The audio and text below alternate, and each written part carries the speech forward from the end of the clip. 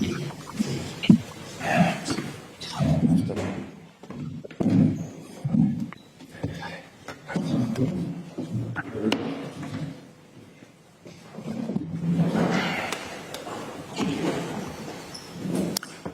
all, welcome to our Matchday -1 press conference ahead of tomorrow's Europa Conference League second leg playoff against Servette.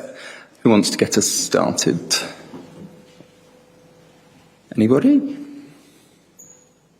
Liam? Hi, Enzo. Going into this second leg, how worried are you about keeping the players away from maybe complacency? Because you ended up winning the first leg by a good score, but Servette had chances in the game when... Oh yeah, absolutely. It will be a tough game. I don't have any doubt. Complacency, I don't think, because we just, we just won two games in a row, no more than that. And we need to be ready because, as I said, will be a very tough game. Do you have any fresh injury concerns? No, Romeo is still out, Reese is still out, and then Pedro and Malo, they are not involved in the squad for tomorrow game, just for prevention, not for any problem. Do you have any time frame on Romeo and Reese in terms of when you're... Hopefully after the international break, hopefully. Kieran? Thanks, Dr. Holly.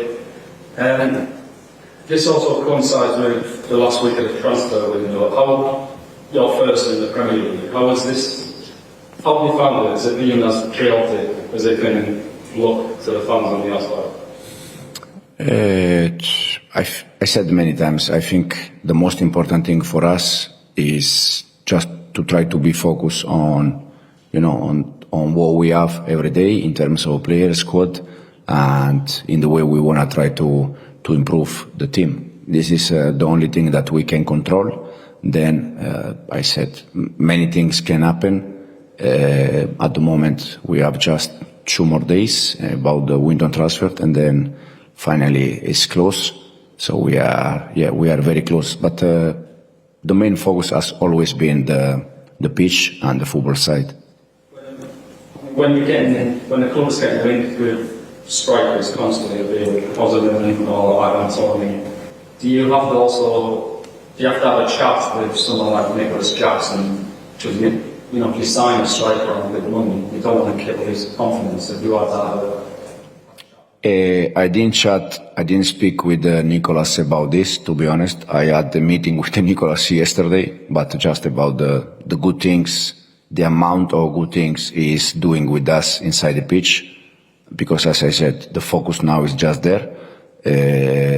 Also, I don't think that Nicolas needs a chat in terms of is our 9, is our striker in this moment, and we are very happy with him. The reason why I sat with him yesterday is because I wanted to show him the amount of the good things that he's doing for us since we start. So we are very happy with Nicolas, and at the moment it's the only thing that we can say. Andy? Hi Enzo, I hope you had a good journey over. I just wondered if I could ask as well, just following on from what Kieran was saying, there's been so much noise around Chelsea, and it's been your first one as a Premier League manager, first transfer window. Will you be glad when it's all over? Will you actually be quite relieved when the window finally shuts? Because it's... I think it's a feeling for all the manager, because when the window transfer is open, anything can happen. We can buy players, or we can sell players, or we can loan players. So in the moment that the window transfer closed, it's closed for everyone, and we are all more happy because we just can be focused on the squad we have. Even if, as I said, I always try to be focused on the squad that we had since day one, and then in USA, and then Cobham again. So for me, the focus has always been there. Chelsea seems to be quite an extreme example, if you don't mind me saying this. It's been in the media every single day, and the club has spent a lot of money, not since you've been here, but since the new owners came in, £1.2 billion, lots coming in, lots going out. There's a perception from the outside that Chelsea is quite a crazy club, it's quite a mad club to work in. Do you enjoy that kind of? Do you enjoy working I can say that it's not, you said a mess club? No, mad, yeah. I can say that for me it's not a mad club, because since I joined the club, the things are working in one way, in one direction. The players that arrive, they are all players that together with the club we decide to bring. The ones that they didn't arrive or they are not going to arrive is because we decide that way. So for me it's not it's not mad club. I always said many times what's happened before. For me it's very difficult to judge because I was not here, so I don't have an idea. The only thing I can say that since I'm here, for me there is a clear direction where the club wants to go, and I think we are in the perfect direction. And just one final from me as well. There's lots of focus on Raheem Sterling. We've spoken about it quite openly. Time is ticking away. The window does shut in less than 2 days' time. In fact, by the time you play your next game, the window will have shut. There's lots of noise about financial settlements, about this, about that. If you could offer Raheem one piece of advice at this moment in time, what would it be, please? Oh, I said already many times when we spoke about Raheem, it's a fantastic person, it's a fantastic guy, trained very well. The only thing is that every manager has different idea, and I said that in terms of the kind of winger, it's not the one that I like, but doesn't mean nothing in terms that he's not good player. I think the history and the numbers speak for Raheem. So my advice is just he knows exactly what he has to do. I don't think he needs, to be honest, my advice. Jacob? Just to follow on from what Andy's asking there, what will Raheem's situation if you be if he's still a Chelsea player after Friday night? We're gonna see. But because I prefer to be honest with the player, so with Raheem happened exactly the same. They are all players, the ones that they are not involved, they are all players that they are not going to be involved and they don't get any minutes in case they stay. So I don't know what's happened if when the window transfers close, who is here and who is not here. But the only thing I can say that the ones that they are going to get minutes are the ones that I think that they can help us. The rest, they're gonna. To clarify, if he stays, he will not play for you. But it's not just for Raheem. It's for all the players that in this moment they are training apart. That in the moment that the winter transfer close, they are not going to get minutes.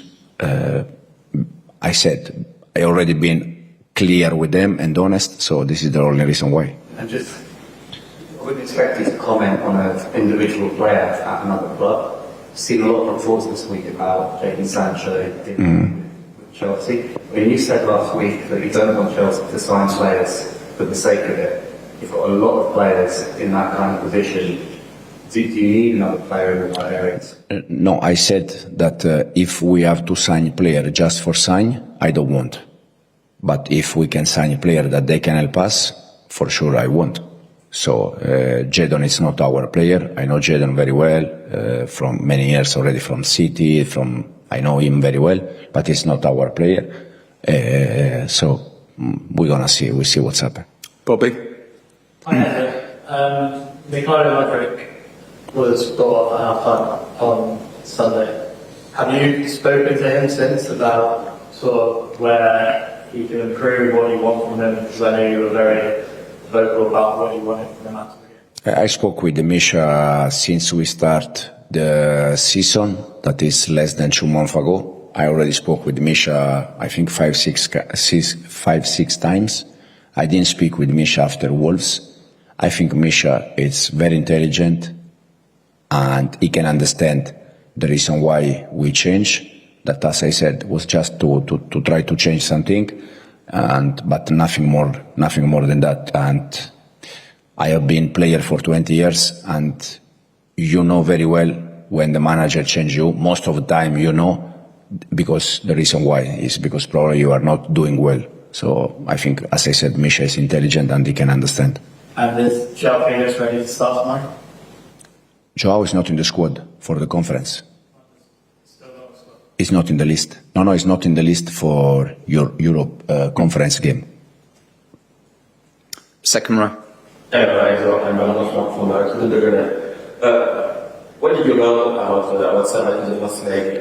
I mean, were you impressed by the performance? Were you surprised? They didn't surprise me because I expected Servette in that way. I know I watched different games. They won last year the cup. It's a good team. They lost this year some games, for instance, against Basilea. That probably was not the right thing. But they didn't surprise me because I expect them a very good team, very good players. They are quite clear what they want to do. And so, this is the reason why I expect tomorrow a very tough game, because we are here in their stadium with their fans. So we need to be ready, because these kind of games are games that I'm a bit worried. What do you mean when you say that they are quite clear? No, the style they want to play, the way they defend, the way they attack. You can see that they try to this kind of long ball. For the two guys that at the front, they are very tall and they win most of the time the duels, and then from there start second ball, and off the ball they are very aggressive, especially the two of the midfielder. But this is the reason why I said they do everything clear. We'll do three more. Mike in the middle and over here.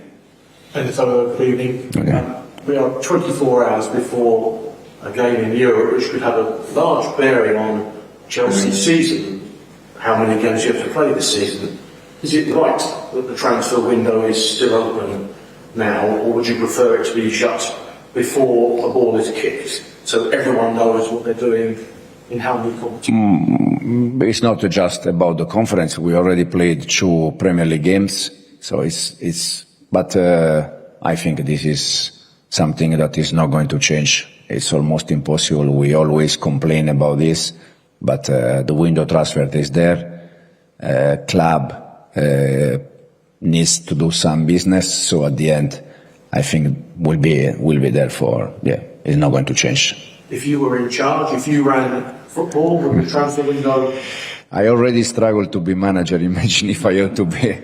No, there are the people there to decide and to take a decision. The only thing I can say, but the same thing all the managers said, that probably the best thing is to play games when everything is finished, but it's not the reality.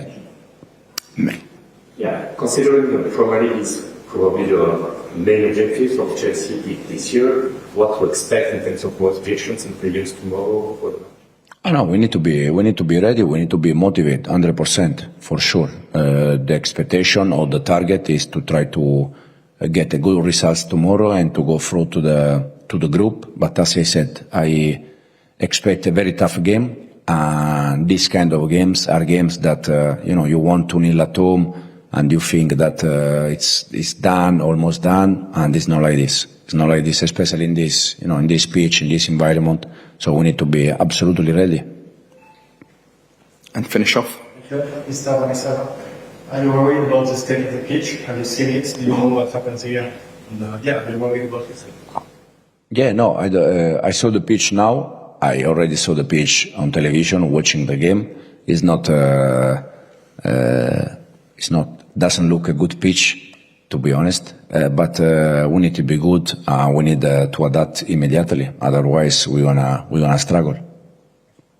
Thanks, everyone. Thank you very much. Thank you. you tomorrow.